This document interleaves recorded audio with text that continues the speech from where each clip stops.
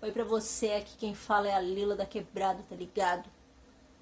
E hoje nós vamos ter resenha do clã dos mano, tá ligado, mano? É isso aí, roda a vinheta aí, mano.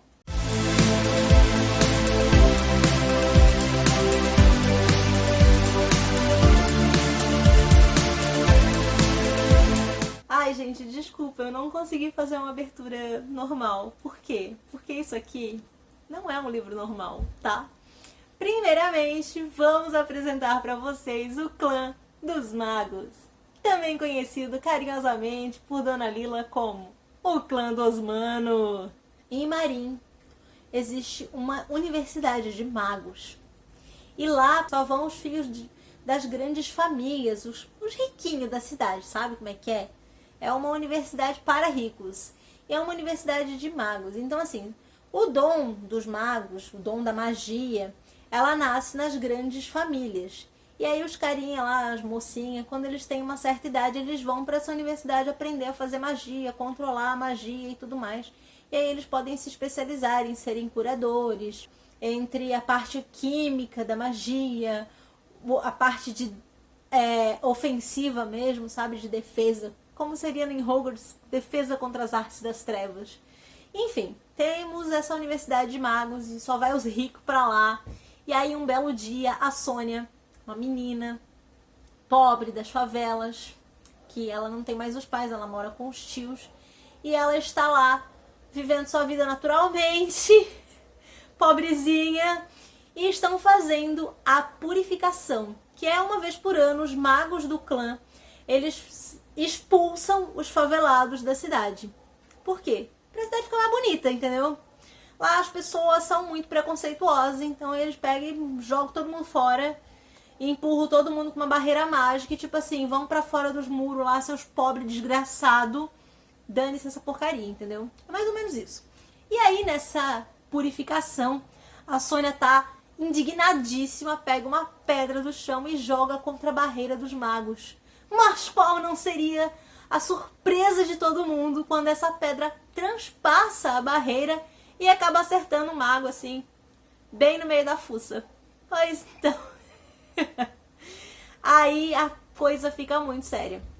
Os magos resolvem que querem encontrar essa menina, porque eles precisam primeiramente ajudar ela a controlar sua magia, porque ela é uma pessoa que nunca teve controle. Segundamente, controlar essa pessoa, né? Por quê? Porque eles nunca viram um pobre com magia. O que é que eles vão fazer se os pobres começarem a ter magia agora? Como é que vai ser a vida? E aí eles querem achar essa menina. E aí, meus amigos, começa essa história de, basicamente, perseguição. É o livro inteirinho que Deus dá perseguindo essa menina. E ela fugindo porque ela tá com medo dos magos e os magos tentando ajudar. Alguns querem realmente ajudar ela e outros, né? Outros preconceituosos querem só controlar a pobrezinha, né? E é isso.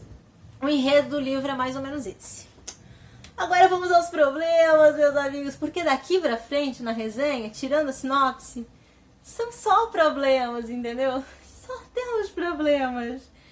Primeiramente, os personagens. Sônia. Ah, que menina chata, meu Deus. Sônia é chata, entendeu? Ela é uma pessoa, uma personagem meio... Assim, ela é pobre, ela é humilde, ela tem aquela característica de ter medo deles, porque eles são muito poderosos, eles são muito ricos e tudo mais. E aí ela acaba se macosando ali com alguns amigos da favela dela, alguns conhecidos, pessoas até que ela nem conhece, mas que acabam auxiliando ela nessa fuga ao longo do livro. E, assim, eu confesso que eu não gosto muito dos personagens do livro. Tem alguns personagens que eu realmente gosto muito. Tem um mago, por exemplo, o Rotem. Eu adoro ele. Porque ele é um cara muito legal, sabe? Ele é um cara honrado, é um cara correto. Ele é um cara que quer fazer a diferença, quer fazer a coisa certa. E eu acho isso importante pra história, sabe? Não é uma história ruim, é uma história bem bacana. Se a gente for olhar pra esse livro, ele tem características de vários livros que a gente já leu. Um monte de coisinhas assim, aquela coisa da pobre que acaba tendo poderes em detrimento dos ricos que oprimiam todo mundo até então. E aí dá um pouco mais de esperança, né? Tipo, poxa, se essa menina pobre pode ter poderes, será que outras pessoas pobres também podem ter poderes? A premissa do livro é muito legal. Mas esse livro, ele tem um problema muito sério, sabe? Que eu já vou pontuar desde já, que é a tradução. O que acontece? Vou mostrar pra vocês aqui a capa do livro. Esse livro aqui, olha só essa capa aqui. Esse cara aqui, esse mago que tem na capa, ele remete a um livro daqueles de sociedades secretas. Ele remete a um tempo, e até quando você lê a narrativa do livro, ele remete a uma coisa quase medieval, sabe? Tipo, claro, eles têm energia elétrica, eles têm água encanada, eles têm algumas das regalias, mas eu não diria que isso aqui é século XXI, sabe? Já começa por aí. Ele tem uma pegada um pouquinho mais antiga. E aí, foram lá e fizeram a tradução. Porque em algum momento do livro, eles mencionam as favelas, né? Que a Sônia veio das favelas. Aqui tem o glossário do livro. Aqui no finalzinho tem o glossário do livro. Guia de Lord Daniel para gírias das favelas. Lord Daniel é um cara, ele é um pesquisador e tal, ele é um dos magos. E aí ele criou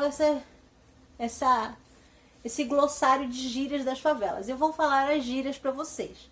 Cagueta, alguém que trai os ladrões. Chapa, os mais próximos de um ladrão ou aqueles a quem ele mais confia. Tipo assim, isso aqui é meu chapa. Mano, quando é que você vai ver lá em 1800 e pouco as pessoas falando chapa? Aí tem umas coisas tipo assim, mandar a letra. Que é tipo, contar algo pra alguém. Chega aí, manda a letra aí. Aí o cara conta o que ele sabe, tá ligado? Meu Deus do céu. Trampo. Trabalho. Vazar. Sair às pressas. O tradutor desse livro tinha problemas. Problemas bastante sérios. Porque não combina com a narrativa. Essas gírias não casam, não combinam com a narrativa, ficaram horríveis. De verdade. E isso seria só o único problema, assim, a princípio seria o único problema do livro. Só que eu acho que o roteiro desse livro, ele é meio mal organizado, digamos assim. O que acontece? A gente tem ali a situação da Sônia, ela joga pedra e tal, e aí os magos começam a ir atrás dela. Tem uma trama por detrás. Então, assim, tem um outro mistério que vai acontecer e dar o gancho para o próximo livro. Esse outro mistério, ele vai acontecendo ele vai começando a se desenrolar ao longo do livro, ao longo da narrativa, mas ele vai ser crucial lá no final do livro. Eu acho que o período em que eles estão tentando encontrar a Sônia é um período muito longo.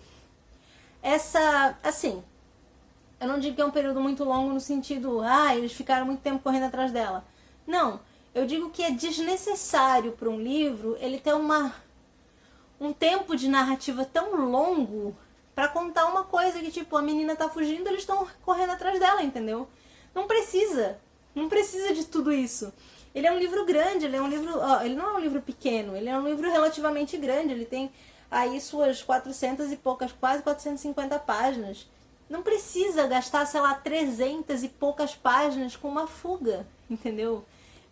Eu acho que ele poderia ter tirado um bom pedaço, um bom miolo desse livro, poderia ter trazido as coisas mais importantes, porque existem coisas aqui que realmente não contribuem para a trama. Então eu acho que o roteiro não foi assim muito bem organizado.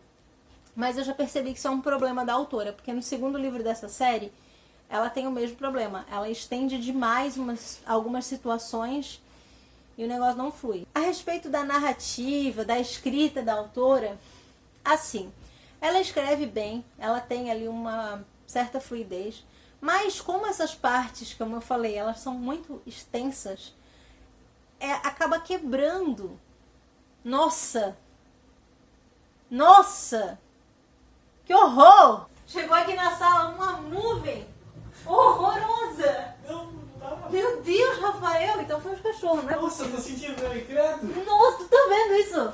Jesus amado! Que isso? Caralho, foi o Pop isso? Não sei quem foi. Deve ter sido ele. Tá com a barriga ruim? Caralho. Meu Deus, tu passou pra lá, deu uns 10 segundos, começou a vir aquela nuvem. Jesus, o que é isso? Eu vou morrer. Sabe? Eu não tenho isso. Meu Deus! Que horror! Você tem um até filho. me perdi. Quanto à narrativa, eu acho que a narrativa desse livro ela até que é legal, ela tem uma escrita bacana, ela tem uma escrita fluida e tudo mais. Ela tem uma escrita fluida, ela tem uma narrativa boa, só que ela tem pedaços muito extensos, cenas muito desnecessárias, sabe? Assim, existem coisas que acontecem no livro que elas são para dar uma mensagem. Então, assim, por exemplo, suponhamos, sabe? Uma suposição, não tô dizendo que isso aqui existe no livro e que não é um spoiler, tá, gente? Fiquem tranquilos. Mas vamos dizer assim, um mago chegou lá e fez uma magia e aí assustou a menina e ela fugiu. Daqui a pouco acontece essa cena de novo. Daqui a pouco acontece essa cena de novo. De outras maneiras, mas é sempre a mesma receita de bolo. Aconteceu alguma coisa ali que é pra deixar entonado que a menina tem medo do mago. Mas tá, gente, a gente já entendeu que a menina tem medo do mago. Ela tá fugindo. A gente já compreendeu que ela tem medo do mago. Você não precisa ficar fazendo 87 cenas iguais no livro falando que a menina tá com medo do mago. A gente já entendeu essa parte. Obrigada, vamos seguir em frente. Mas, no geral, a escrita é boa. A narrativa é boa. Só que eu acho que ela se estende demais. Ela enche muita linguiça, sabe? E eu fiquei um pouco incomodada com isso. A tradução, como eu falei, não tem jeito, é horrível. Não dá, sério, eu fiquei muito incomodada. A ideia do roteiro, ela é bem linear. A autora tem uma ideia do que ela quer que aconteça ao longo da história e ela cumpre as etapas necessárias para chegar naquele ponto do roteiro em que você fica instigado a ler o próximo livro. Apesar de ele ser meio arrastado em algumas partes, eu acho que ela casou bem o roteiro. Só que tem esses gaps no meio ali que, sinceramente, eu não consigo. Me incomodaram bastante.